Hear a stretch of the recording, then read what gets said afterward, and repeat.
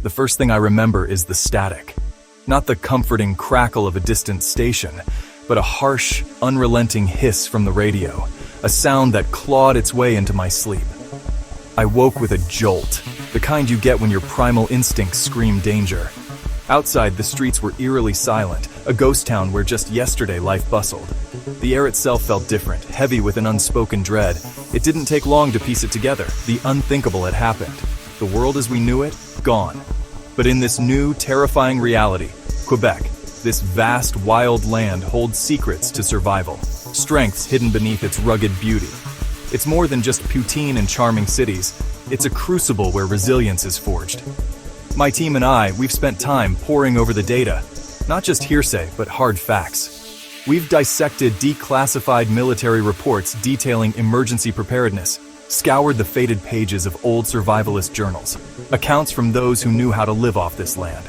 We've traced every contour on topographic maps, identifying natural choke points, resource-rich areas, and potential hazards. This isn't a game.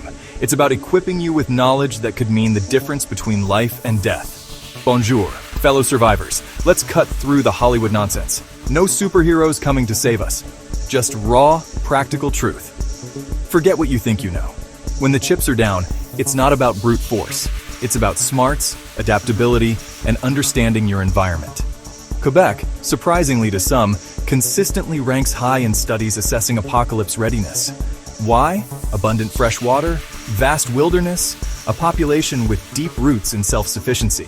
But it's not just about the province as a whole, it's about where in Quebec. Location, my friends, will be everything. Choosing the right ground could be your first and most critical victory in the fight to stay alive. So listen closely. Right, let's talk about Montreal. A vibrant metropolis in the old world, but in this new one, it's a concrete jungle that's turned into a deadly trap. My gut tells me this, and experience backs it up. Dense urban centers are the first to fall, and they fall hard. The sheer concentration of people, now desperate and panicked, means resources will vanish faster than snow in spring. Sanitation, law and order, gone. Disease, a silent killer, will stalk these streets. Your first instinct, and it's a good one, should be to get out. Montreal is a place to escape from, not a sanctuary to hunker down in. But what if you're caught? What if the event unfolds so rapidly you find yourself trapped within its sprawling limits? Panic is your enemy. You need a plan, and you need it fast. Think downwards. Basements, cellars, underground parking structures.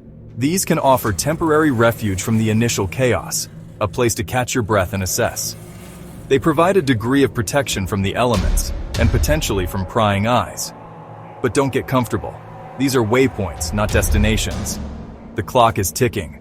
Food and water will be your immediate priorities. Supermarkets? They'll be battlegrounds, picked clean or too dangerous to approach. Your best bet, if you're forced to scavenge, is to think outside the box. Hunting and fishing stores, often overlooked in the initial scramble for groceries, could be gold mines. Ammunition, durable clothing, water purification tablets, fishing gear, these are the tools of survival. But be warned, others will have the same idea. Move fast, move quiet, and always have an escape route. Don't be a hero, be a survivor. The St. Lawrence River, the lifeblood of this city in times of peace, now becomes your primary escape artery.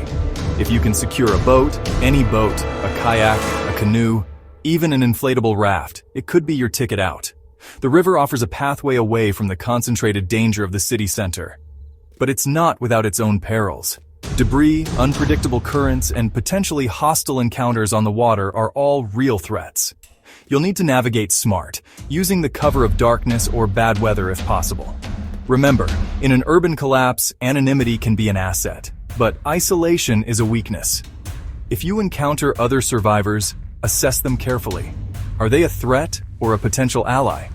Trust is a luxury you can't always afford, but a small, reliable group can significantly increase your chances.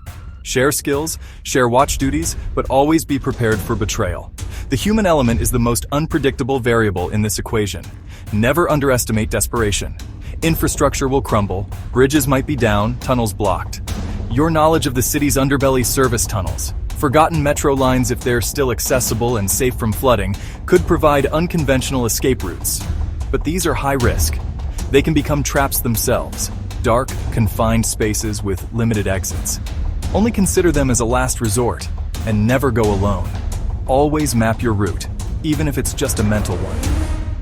The psychological toll of surviving in a collapsed city will be immense.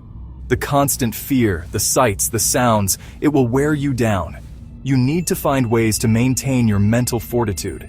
Small routines, a clear objective, escape, and focusing on the immediate task at hand can help keep the darkness at bay. Don't let despair take root. It's as deadly as any physical threat. Look for the signs, the flow of refugees, the direction of smoke, the sounds of conflict. These are your environmental cues. They can tell you which areas to avoid and which paths might be clearer. Your senses are your best early warning system. Learn to trust them again. The city will speak to you if you know how to listen. It will whisper warnings and hint at opportunities.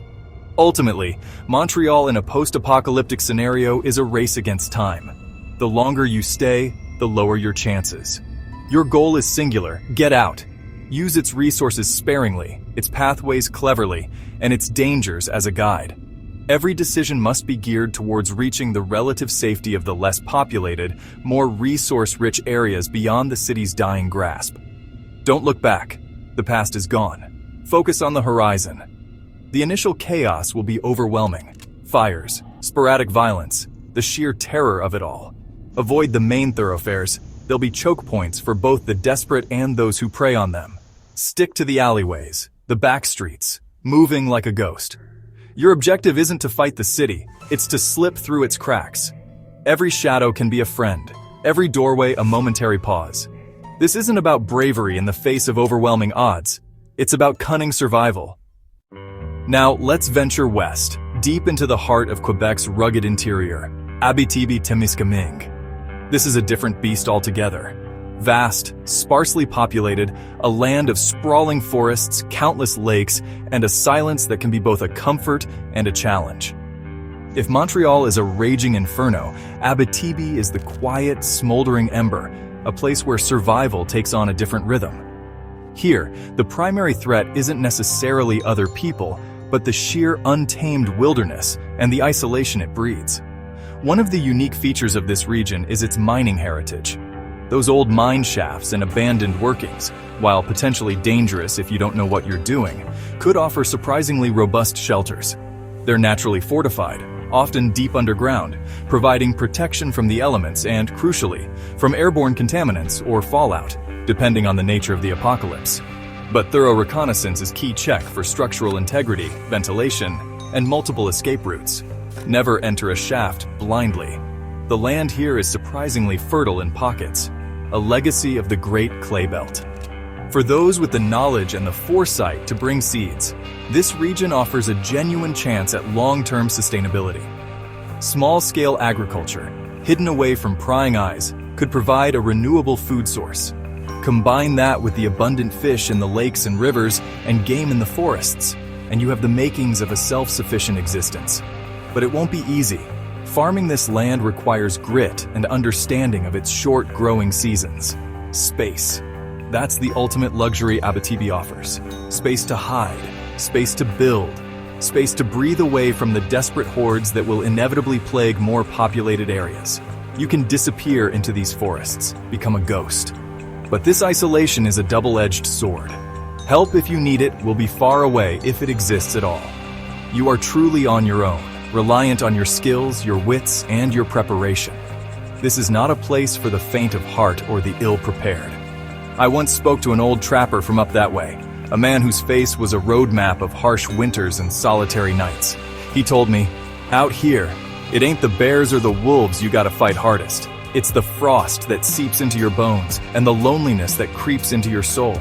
You conquer those, you can conquer anything this land throws at you." His words resonate deeply. The psychological fortitude required to thrive in Abitibi is immense. You'll need to be comfortable with your own company and find strength in the silence. The sheer number of lakes and rivers means water, while plentiful, will still need purification. Never assume any water source is safe, especially in a world where industrial contaminants could be unchecked. Boiling, filtering, or using purification tablets, these are non-negotiable skills. And these waterways also serve as natural travel corridors. If you have a canoe or small boat, they can lead you deeper into the wilderness or connect you to other isolated pockets of survivors. Learning to read the forest is paramount. Identifying edible and medicinal plants, tracking game, understanding animal behavior. These are ancient skills that will become invaluable. The forest provides, but it also conceals dangers. Predators, treacherous terrain, getting hopelessly lost. These are constant threats. Navigation by compass, by stars, or by natural landmarks will be as crucial as finding your next meal. Every rustle in the leaves, every broken twig tells a story. The winters here are brutal, unforgiving, long, dark, and ferociously cold. Shelter construction becomes an art form. You'll need to be adept at building insulated shelters, whether it's improving an existing cabin, digging a snow cave, or constructing a lean-to that can withstand the biting winds and heavy snowfall. Fire will be your lifeline, for warmth, for cooking, for melting snow for water, and for morale. Mastering fire starting in all conditions is fundamental. Resourcefulness is key. What others see as junk, you must see as potential. An old piece of tin roofing can become part of your shelter. Discarded wire can be fashioned into snares. Every item you find must be assessed for its survival utility.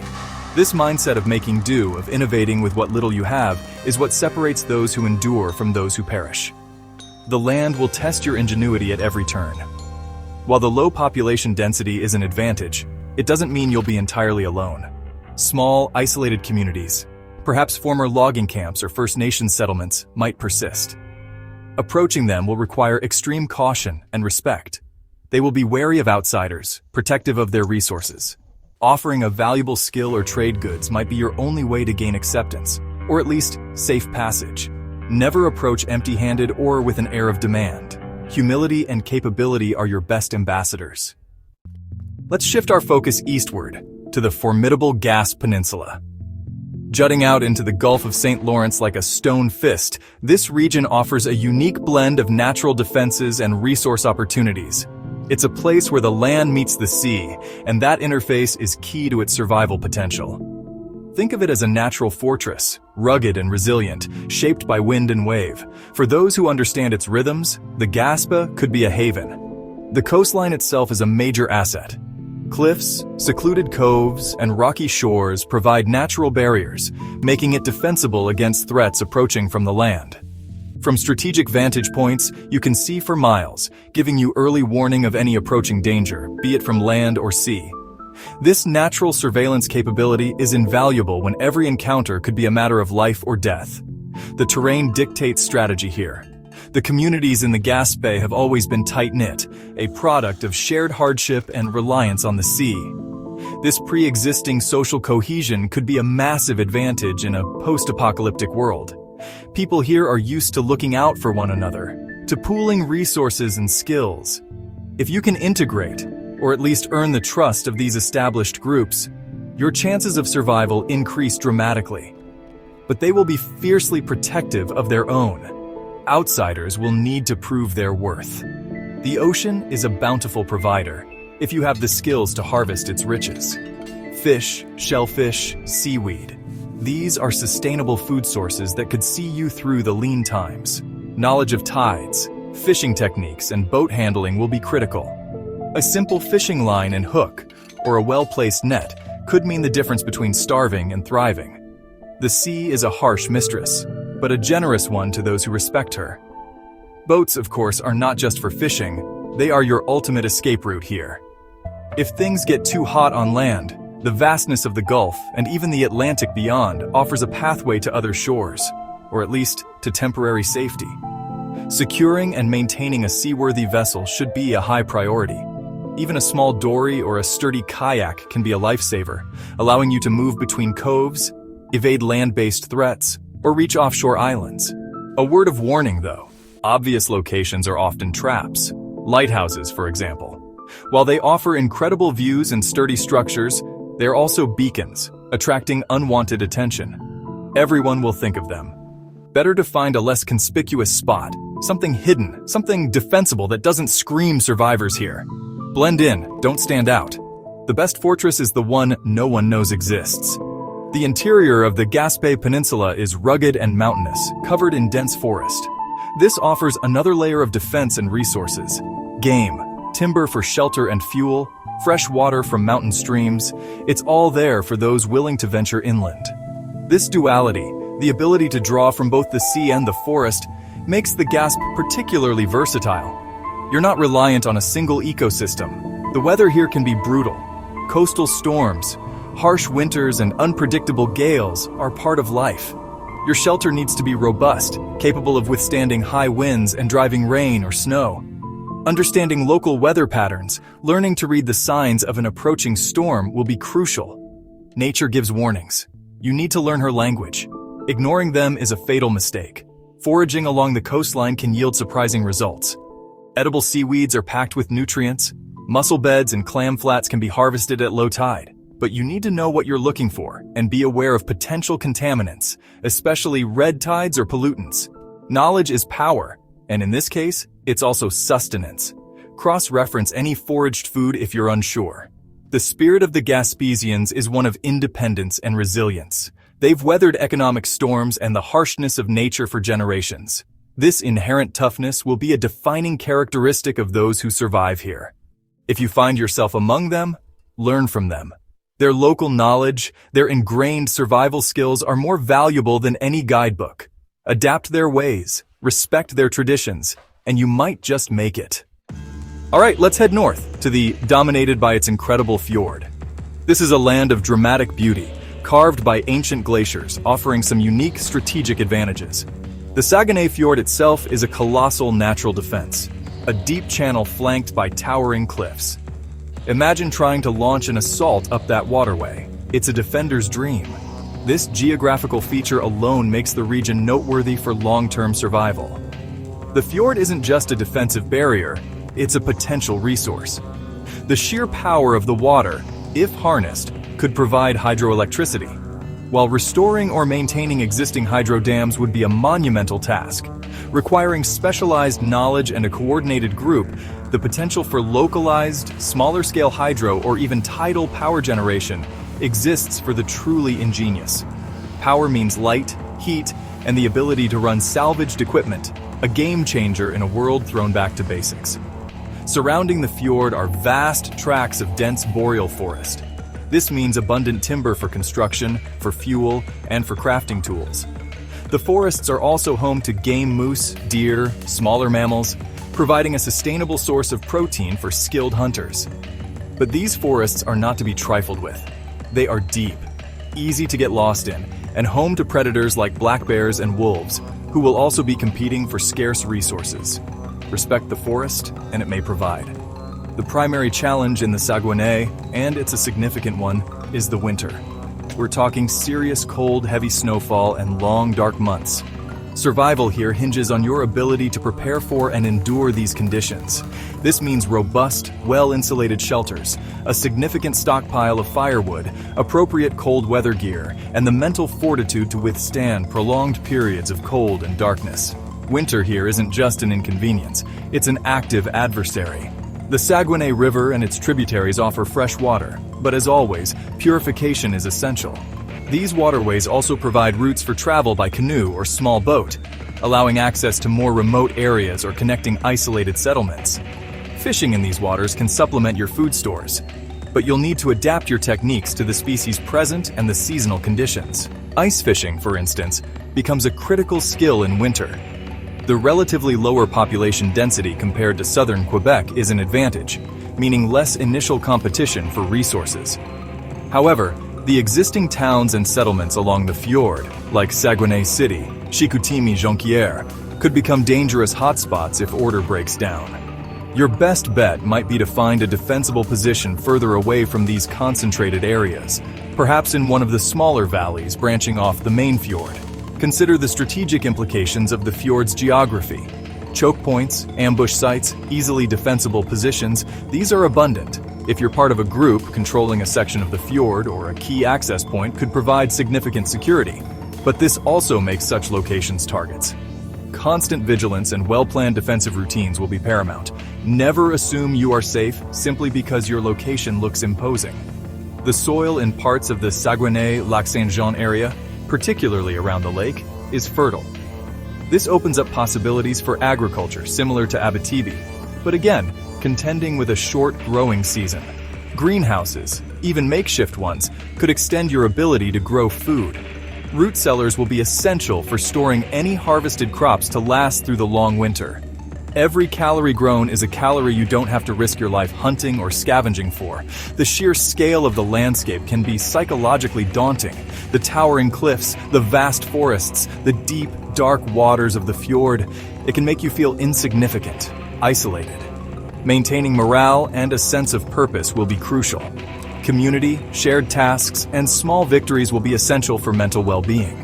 This land demands respect, but also offers a profound, stark beauty that can, in its own way, be a source of strength. Remember, the Saguenay is a land of extremes: extreme beauty, extreme cold, extreme challenges. Success here will depend on meticulous planning, robust preparation, and an unyielding will to survive. It's not a place for the unprepared or the hesitant, but for those who can master its demands. The Fjord Fortress offers a fighting chance at building a new life in a shattered world. It will test you to your limits, and then some. Now let's consider Quebec City, a place steeped in history, its iconic walls standing as a testament to past conflicts. In a world reset, these fortifications could once again prove their worth. Unlike Montreal's sprawling urban chaos, Quebec City offers a more contained, potentially defensible core, especially old Quebec with its ramparts. This isn't to say it's a walk in the park, far from it, but it presents a different set of challenges and opportunities. The historic walls themselves are the most obvious asset. They provide a physical barrier, a clear line of defense. If a coordinated group could secure and patrol these walls, they could control access to a significant area. However, these walls also make it a very obvious target, a focal point for anyone seeking shelter or resources. Holding it would require numbers, discipline, and a well-thought-out defensive strategy. Don't assume the walls alone will save you. Surrounding Quebec City, particularly to the south and on Ile d'Orléans, are fertile farm belts. In the initial chaos, these areas could be sources of food-abandoned crops, livestock. Longer term, if security can be established, these lands offer the potential for sustainable agriculture, crucial for feeding a defended population within the city or in its immediate vicinity. Proximity to food production is a massive strategic advantage. Rumors often circulate in times of crisis, and old cities like Quebec are rife with them. Tales of forgotten government bunkers, hidden food stores from Cold War preparations, or even secret tunnels beneath the old city. While many of these will be just stories, some might hold a grain of truth. Careful, discreet investigation could yield unexpected resources, but chasing ghosts can also be a deadly waste of time and energy. Prioritize verifiable intelligence. The St. Lawrence River again plays a crucial role. It's a major artery for transport, but also a potential invasion route.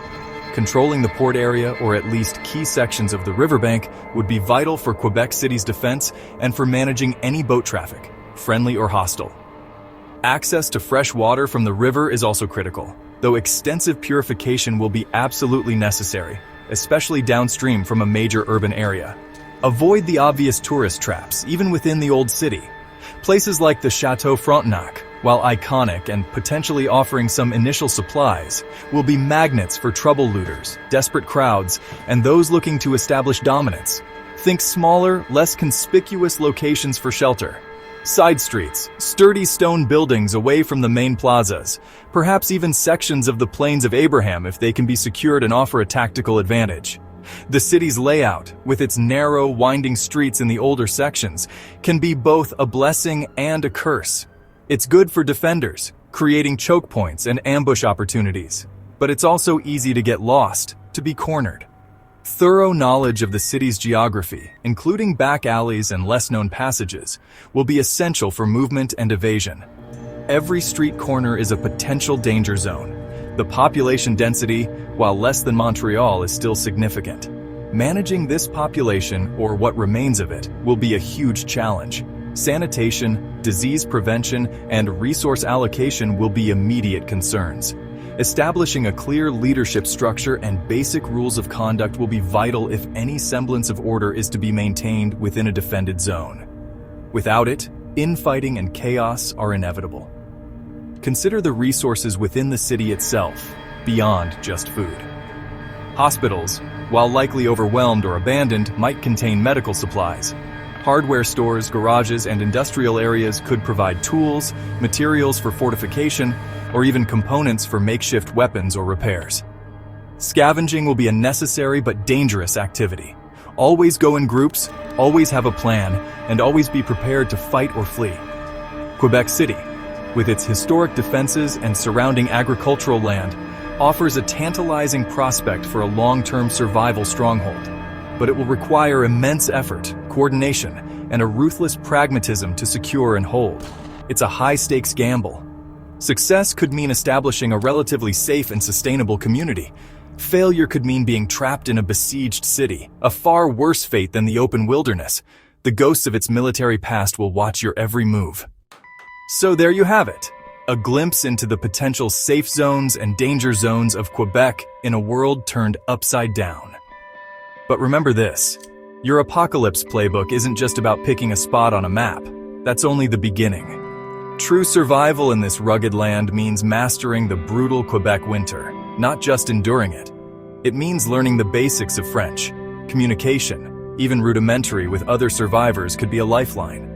It means prioritizing water above almost all else, finding it, purifying it, conserving it, and critically, it means knowing when to hold them and when to fold them, when to stand your ground and when to move silently and swiftly to the next defensible position. This knowledge, these strategies, they're your starting point.